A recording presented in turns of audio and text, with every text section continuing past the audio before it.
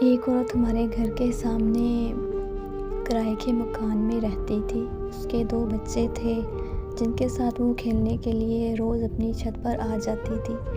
میں بھی ہر روز اپنی چھت پر شام کو اسے دیکھنے کے لیے جایا کرتا تھا۔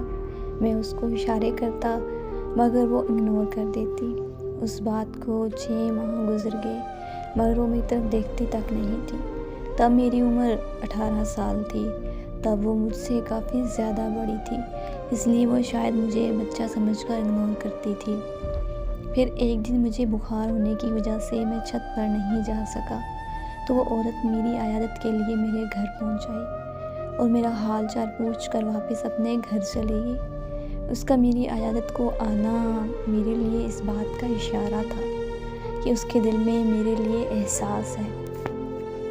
پھر جب اگلی شام میں چھت پر گیا تو اشاروں میرا حال پوچھنے لگی۔ میں نے اسے اشاروں میں بتایا کہ ہاں میں ٹھیک ہوں تو وہ مسکرانے لگی۔ 2 دن بعد ایک پرچی پر میں نے اپنا نمبر لکھ کر اس کی چھت پر پھینکا۔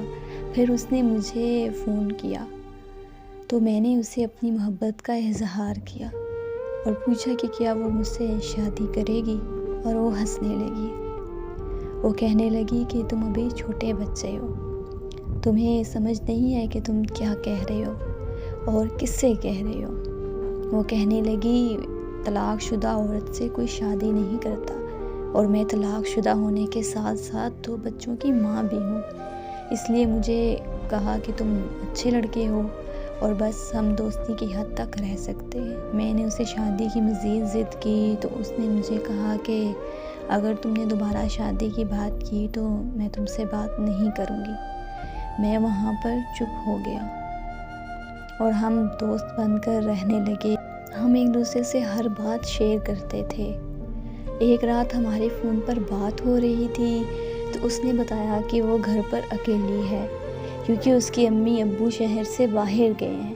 یہ سنتے ہی میں اس کے گھر کے باہر پہنچ گیا اور اسے دروازہ کھولنے کو کہا، لیکن اس نے دروازہ کھولنے سے انکار کر دیا تو میں نے بھی ضد کر لی کہ میں بھی پوری رات گھر کے باہر بیٹھا رہوں گا۔ 2 گھنٹے کی ضد کے بعد آخرکار اس نے دروازہ کھول ہی دیا۔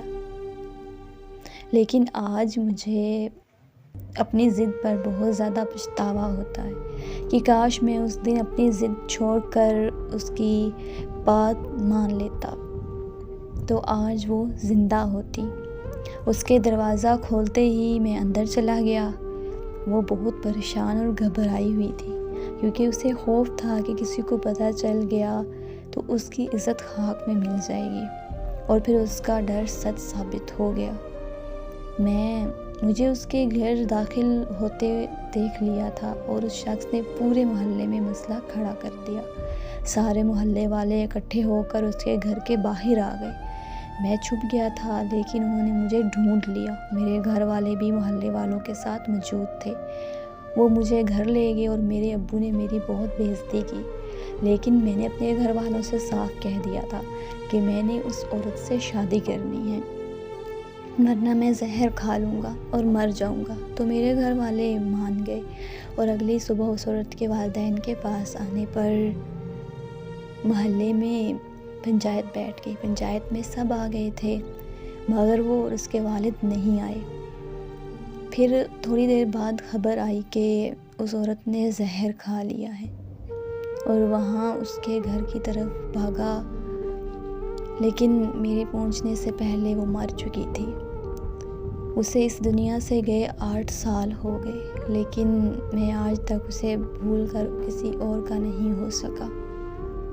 مجھے آج بھی یہ بات اندر سے کھا جاتی ہے کہ کاش میں اس دن ضد نہ کرتا تو آج زندہ ہوتی، اور اسے بڑا درد کیا ہو سکتا ہے کہ میری وجہ سے اس کی جان چلے گی۔ دیکھیں، محبت کرنا کوئی گناہ نہیں۔ جب سچی محبت ہو جائے تو وہ رنگ روپ، امیر غریب، کالا گورا یا عمر میں فرق محبت میں نہیں دیکھا جاتا۔ جب محبت ہو جاتی ہے تو پھر ہو جاتی ہے۔ وہ ایک شعر ہے نا کہ محبت کو ہوس سمجھتے ہیں تو کہہ دینا اسے، ہاں بدن ہی چاہیے لیکن تا قیامت چاہیے۔